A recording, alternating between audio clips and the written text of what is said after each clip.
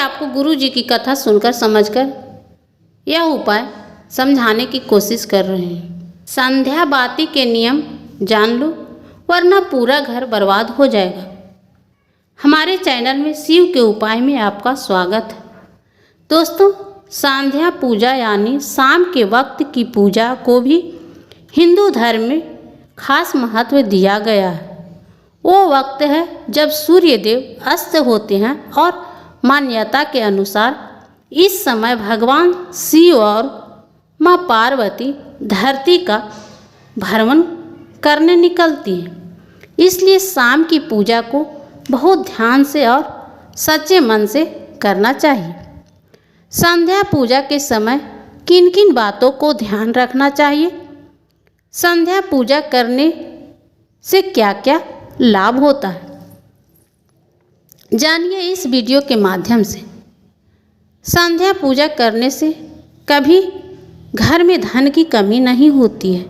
नियमित रूप से जो संध्या का पूजा करता है उसका कभी अकाल मृत्यु नहीं होता है।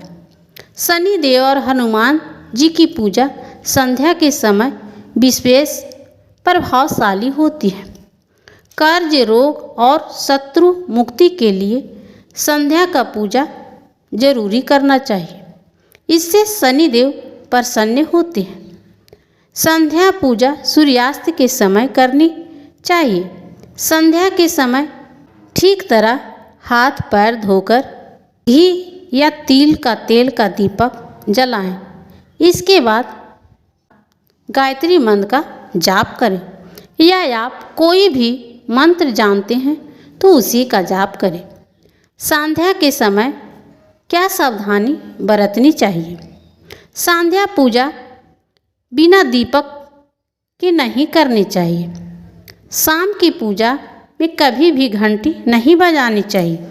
सुबह की पूजा में भगवान को जगाने के लिए शंख या घंटी बजाई जाती है, लेकिन शाम की पूजा में भगवान को फल चढ़ा सकते हैं, लेकिन शाम के समय पेड़ से फूल ना तोड़ें।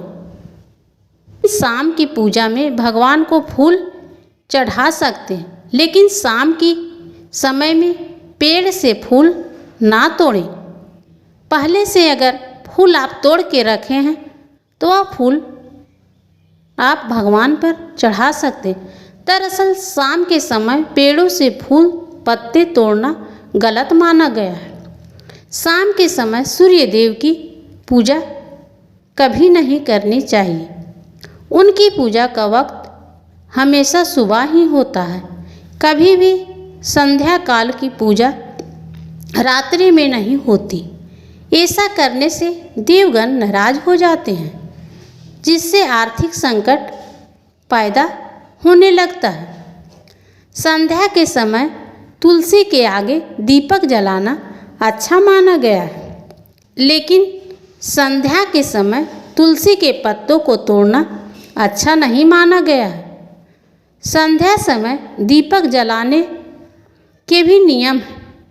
कहाँ रखें दीपक? ज्योतिष शास्त्र के मानना है कि पूजा करते समय केवल दीप जलाना ही पर्याप्त नहीं है, बल्कि उसे कहाँ रखना है यह भी जानना उतना ही जरूरी है जितना कि दिया को हमेशा भगवान।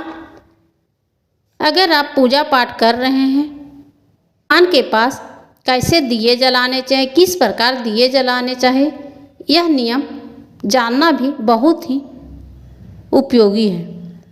बल्कि उसे कहाँ रखना है यह भी जानना उतना ही जरूरी है। इसलिए दिया को हमेशा भगवान के फोटो के सामने रखना चाहिए। इसके अलावा अगर घी का दिया जला रहे हैं तो उसे अपने बाएं हाथ की ओर रखें। अगर तेल की दीपक जला रहे हैं तो वह अपनी दाईं ओर रखें। जलाएं दीपक। जब मन करे तब भगवान को पूजा कर ली या दीपक जला लिया, ऐसा करना भी नुकसान हो सकता है। इसलिए सुबह 5 बजे से 10 बजे तक और शाम में 5 बजे से 7 बजे के बीच में ही दीप जलाना चाहिए। ये पांचों नियम पूजा में दीप जलाने का दीप का इस्तेमाल कर रहे हैं तो वह कहीं से भी खंडित नहीं हो। खंडित दिए में दीपक जलाने से देवी लक्ष्मी या प्रसन्न हो सकती है। साथ ही दीपक जलाने से पहले दिए को अच्छे से साफ कर ले। अगर पूजा करते समय किसी कारणवश दीपक बुझ जाए तो उसे तुरंत दोबारा जला ले और ईश्वर से क्षमा याचना कर ले। दोस्तों, धर्मशास्त्रों के अनुसार पूजा के समय अगर दीपक को बुझ जाती है तो समझना कि आपसे देवी देवता नाराज है। ऐसा होने पर पूजा करने वाले को मनोकामना पूर्ण नहीं होगी, पूजा में बाधा आएगी। ऐसी स्थिति में हाथ जोड़कर क्षमा याचना भगवान से मांग सकते हैं। पूजा के समय यह ध्यान रखें कि अगर पंखा या कहीं से हवा आ रहे हैं तो उसे बंद कर दें ताकि हमारे दिया बुझे नहीं। पूजा के समय दीपक बुझने से मनोकामना पूरी नहीं होती। ज्योतिष शास्त्र के अनुसार ऐसा पूजा के समय दीपक बुझ जाती है तो माना जाता है कि मनोकामना पूरी नहीं होगी। बहुत से लोग हर तरह के दीप में एक ही बाती का इस्तेमाल करते हैं, लेकिन घी और तेल की बाती अलग अलग होनी चाहिए। अगर आप घी का दीपक जला रहे हैं तो दीप में रुई की बाती रखें, लेकिन अगर तेल का दिए जला रहे हैं तो उसमें लाल धागे की बाती बनाएं। ऐसा करना शुभ माना गया है। किस दिशा में जलाएं दीपक? बहुत से लोग घर के कोने में भी दिया रख देते हैं, लेकिन दीपक को कभी भी पश्चिम दिशा में ना रखें। ऐसा करने से आर्थिक परेशानियों का सामना करना पड़ता है। साथ ही दीपक को इस तरह से भी ना रखें कि उसकी रोशनी दक्षिण दिशा की ओर पड़े। शाम के समय घर के मुख्य दरवाजे पर दीपक जलाना भी शुभ माना गया है। दोस्तों, अगर वीडियो अच्छी लगे तो लाइक शेयर सब्सक्राइब अवश्य करें। कमेंट बॉक्स में जय श्री राम अवश्य लिखें।